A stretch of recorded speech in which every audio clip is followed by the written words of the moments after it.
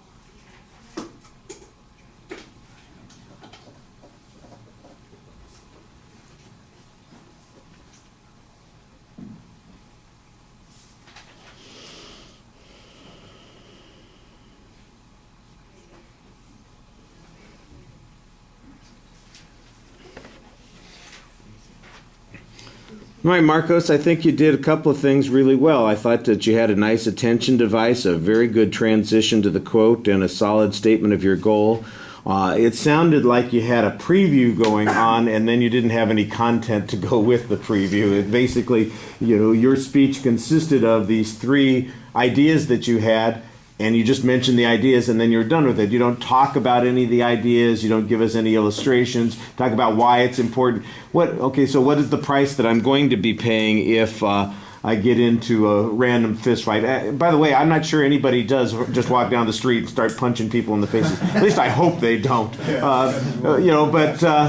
This would be one of those places where you need to think about, maybe you've got a story about getting into a fight with somebody one time and you realize, you know what, I'm overmatched. This guy's bigger than me, but damn it, he was a jerk, and I'm going to let him know that he's a jerk. And even though I get my clock handed to me, I'm willing to do that because it's important enough for me to stand up for myself and my self-respect in this particular situation. You need a story or an illustration to go with it. Otherwise, it's just like some random idea that pops in there. The same thing with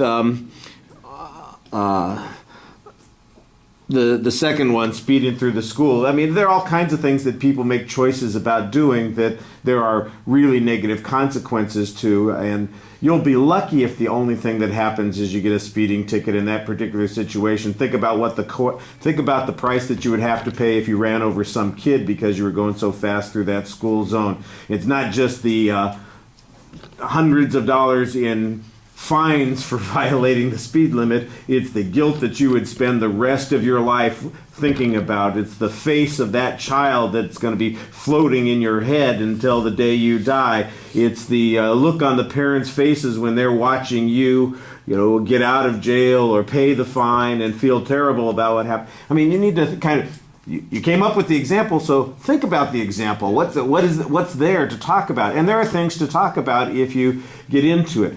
So you've got the right idea. You've got a structure. You've got the 3 examples, but you're not doing anything with the examples. I thought at the end you almost kind of bailed out, but then you remembered, you know what, I got to come back to the point that I'm trying to make, which I think you did a good job on, so it ends up sounding a lot more effective as a consequence. Most of the delivery things are pretty solid. I mean, you didn't go a long time, so it's hard to evaluate everything as completely as I might like.